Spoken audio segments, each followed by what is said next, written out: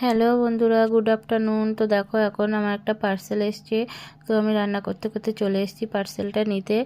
রাস্তাতে তো আমার ছোটো ছেলে আগেই দৌড়ে চলে এসছে, ও পার্সেলের কথা শুনলে ওই নেবে।